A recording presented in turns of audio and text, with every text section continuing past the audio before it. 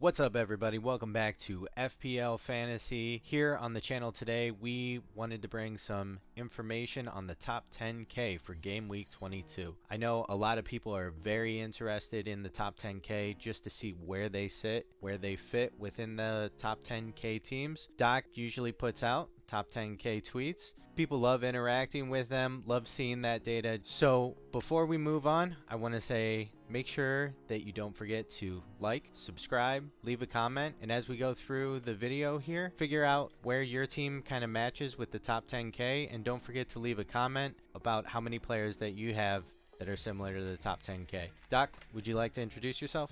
What's up, guys? This is Doctor, and welcome to another episode. We're going to talk about the top 10K template and some effective ownerships. I always tweet about those because I think it's really important to compare yourself with the top 10K. I think it will be interesting to see how our teams compare to the top 10K selections and decisions.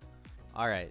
So we have the top 10K template set up for game week 22, and I know when I went through and I was looking at all the players in the team, I'm sitting at about 7 players that are top 10K template. Now, we also talked about, wow, my team looks like it's very template when we talk about 7 players, and actually these are mostly players that I've had for weeks now, and I just actually brought in Dennis, and that's the only transfer that marks on the top 10K template there. So Doc, do you want to go through some of the data and explain maybe what players you have on your team that match up with the top 10K, since you're in and out of that top 10K pretty consistently there? Yes, the top 10K is always interesting for me because I can tell what decisions they are making. For example, if we notice from the top 10K template, it's relatively double game week heavy. People brought in Ronaldo, people brought in Fernandes, and people have Dennis. So it is double game week concentrated, especially the transfer ins. However, people have realized that this double game week might not be as tempting as we thought it would be. Leicester's match got cancelled. We don't see any Spurs players in the template, so people are realizing that Arsenal, at the moment of recording this, Arsenal have requested to postpone the match, the North London derby. So you don't see many of the players that we would have seen, for example, like Madison, where everybody wanted to bring until the Leicester match got cancelled. On the top, of course, you see the template. So we have De Gea, Trent Alexander-Arnold, Cancelo, Alonso, Bowen, Jota, Fernandes, Gray, Ronaldo, Antonio, and Dennis. When I made this template team, I took the effective ownership into consideration. So King is highly owned, and he's owned more than some of the players here. However, I built it with the restrictions that we have, which is 11 players, and you have to have a maximum of, for example, 5 midfielders or a minimum of 1 attacker. So when I built this team, it dealt with those restrictions. Personally, for this game week, I share 8 players. The only differences I have are King instead of Dennis, so it's virtually the same.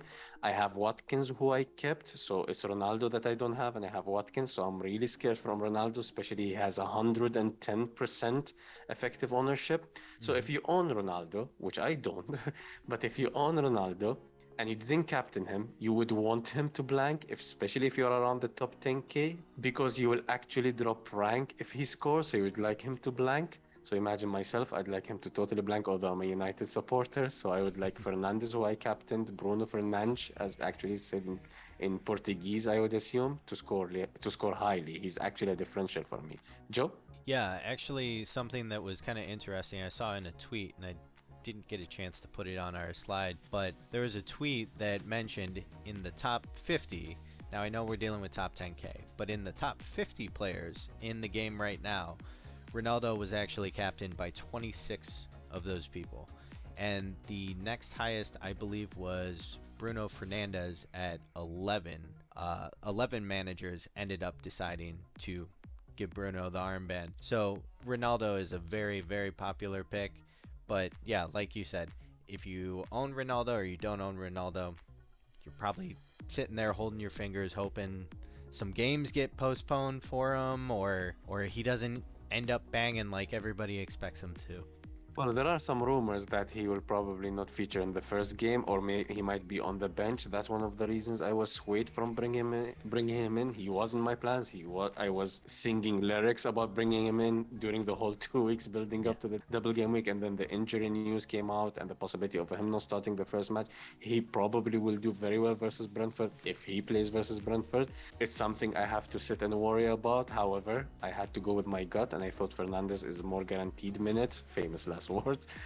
So I captained him, and let's see where that takes us. Yeah, I threw the captain's ban on Ronaldo because of the words that their coach ended up saying in the press conference of, yeah, he'll probably feature, he's okay, didn't really have an issue. Now, does that mean he'll start both games? Does that mean he'll come on for 20 minutes total in both games? Who knows? And also, a funny little thing that Ronaldo ended up saying was he feels really good. He feels just like a 30-year-old, which I thought was pretty funny coming from a 36-year-old, you know. He acts like, oh, I'm a young, spry 30-year-old again. So, yeah, I think Ronaldo's ready to play. Whether the coaching staff decides to put him in or not, that's not up to me. That's probably not up to Ronaldo for the most part, but he got the band. All right. So now we switched over to the top 10K effective ownerships. Doc, would you like to get into that a little bit more? I know we talked about it some in the previous slide, but you can expand on it here. Well, for the viewers, you can see two columns. Column number one is double game week players, so their effective ownership and how important they are in changing ranks. And single game week, I chose 5 single game week players that have relatively higher effective ownership. For example, Foden has 21% effective ownership in the top 10K. So if he does well and you don't own him, it will affect your rank highly. Madison, 17%. I don't know how many people have actually brought him this week in the top 10K. However, this number shows me that people were targeting this double game week or targeting the long-term fixtures. Watkins has 16%. I added Salah there because I like to check what Salah's ownership, and that's why there is a number O there. It's ownership, not effective ownership, because his effective ownership is below 1% because not basically no one started him, but 11% actually still own him. He's on the bench for them. I'm one of them. I'm planning to keep him through AFCON because I think when he's back, I would want him back.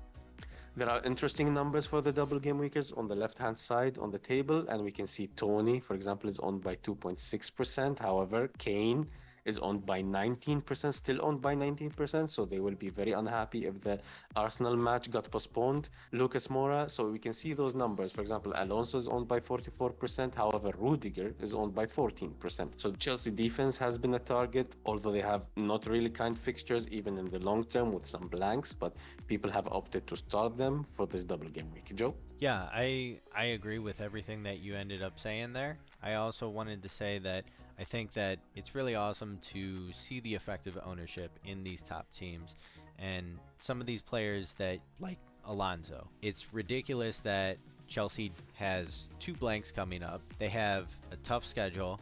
They have Man City this week, and Alonso is still at 44%, and all of his other teammates are sitting below 20%.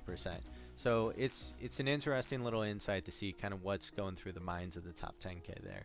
That's one of the reasons why I personally like effective ownership, just for the fun and the stats of it. All right, Joe, before we wrap up, I'll leave a link in the description that describes effective ownership, and if anybody has any questions, that link will be very useful for our viewers to learn about effective ownership, because I regularly get a question on Twitter asking me what is effective ownership. I put that link up because it's a nice summarized description, so if you want to know what is effective ownership and how it affects your rank, it will be in the description. Yep. I think that's an awesome resource for our viewers to take a look at. All right, everybody. So now that you have a little bit of insight on the top 10K and their ownership and their template team, I hope you guys, if you have any other questions, you feel free to reach out to us. Like I said in the beginning of the video, don't forget to like, subscribe, leave a comment. Let us know how many you have from the top 10K template team in your team, and if you're in the top 10K, be interesting just to see where yours differs from the template that we presented today. Doc, anything you'd like to say while we wrap up? Don't forget to drop a like if you enjoy this content, subscribe, and we'll see you on the next episode. See you next time, everybody. Peace.